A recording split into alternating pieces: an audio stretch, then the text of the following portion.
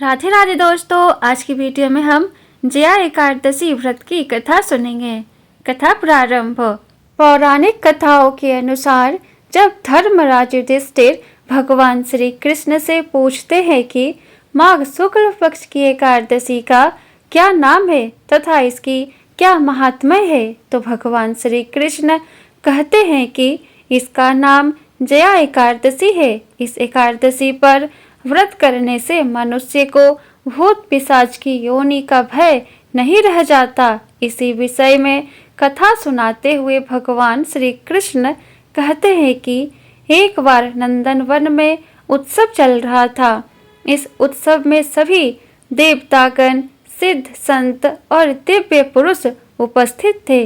इस उत्सव कार्यक्रम में गंधर्व गायन कर रहे थे एवं गंधर्व कन्याएं नृत्य कर रही थी। उसी समय नृत्यांगना पुष्पवती सभा में गायन कर रहे माल्यवान नाम के गंधर्व पर मोहित हो गई। अपने प्रबल आकर्षण के कारण वह सभा की मर्यादा को भूल गई और इस प्रकार नृत्य करने लगी कि माल्यवान उसकी ओर आकर्षित हो जाए। माल्यवान भी उसकी ओर आकर्षित हुए बिना न रह सका। परिणामवश वह अपनी शुद्ध बुद्ध खो बैठा और सुर ताल भूल गया, जिसके कारण वह गायन की मर्यादा से भटक गया।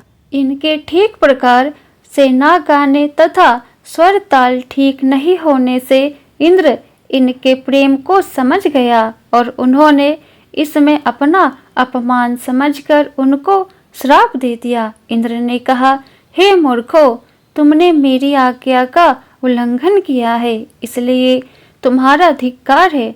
अब तुम दोनों स्त्री पुरुष के रूप में मृत्यु लोक में जाकर पिशाच रूप धारण करो और अपने कर्म का फल भोगो।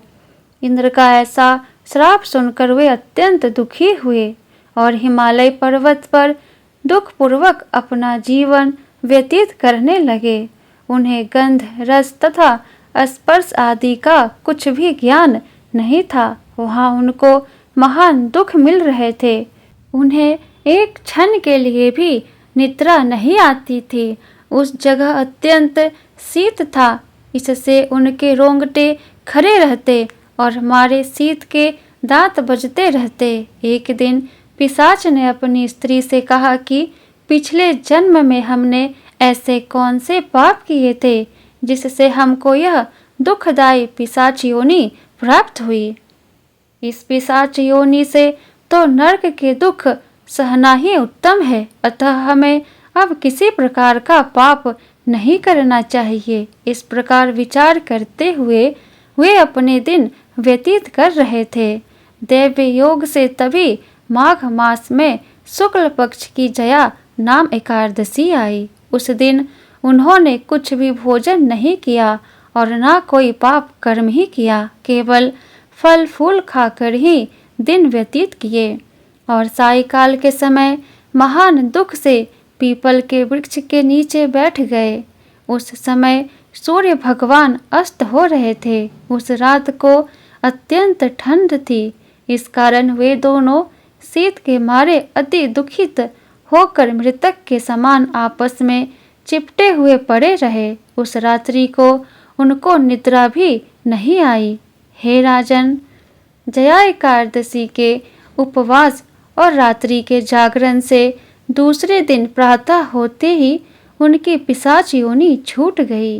अत्यंत सुंदर गंधर्व और अप्सरा की देह धारण कर सुंदर वस्त्र आभूषणों से अलंकृत होकर उन्होंने स्वर्गलोक को प्रस्थान किया। उस समय आकाश में देवता उनकी स्तुति करते हुए पुष्प वर्षा करने लगे।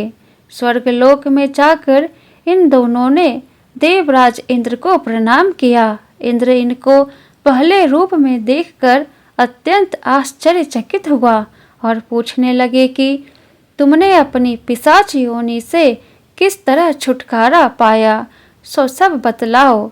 माल्यवान बोले कि हे देवेंद्र, भगवान विष्णु की कृपा और जया एकादशी के व्रत के प्रभाव से ही हमारी पिशाच देह छूटी है।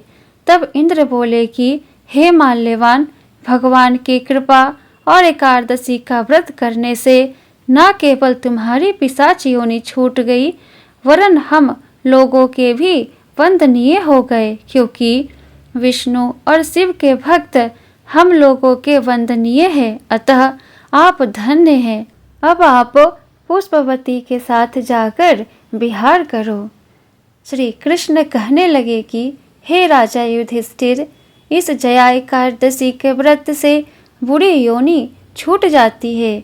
जिस मनुष्य ने इस एकादशी का व्रत किया है, उसने मानो सब यज्ञ जप दान आदि कर लिए। जो मनुष्य जया एकादशी का व्रत करते हैं, वे अवश्य ही 1000 वर्ष तक स्वर्ग में वास करते हैं। इति जया एकादशी व्रत कथा संपूर्ण। बोलो विष्णु भगवान की जय, लक्ष्मी नारायण की जय। वीडियो पसंद आया हो तो वीडियो को लाइक कर दे और ऐसे ही वीडियो देखने के लिए चैनल को सब्सक्राइब करके बेल आइकन को ऑन कर ले, जिससे मेरी अगली आने वाली वीडियो की नोटिफिकेशन सबसे पहले आपको मिले। तो फिर मिलती हूँ मैं आपसे नेक्स्ट वीडियो में। जय श्री कृष्णा, राधे राधे।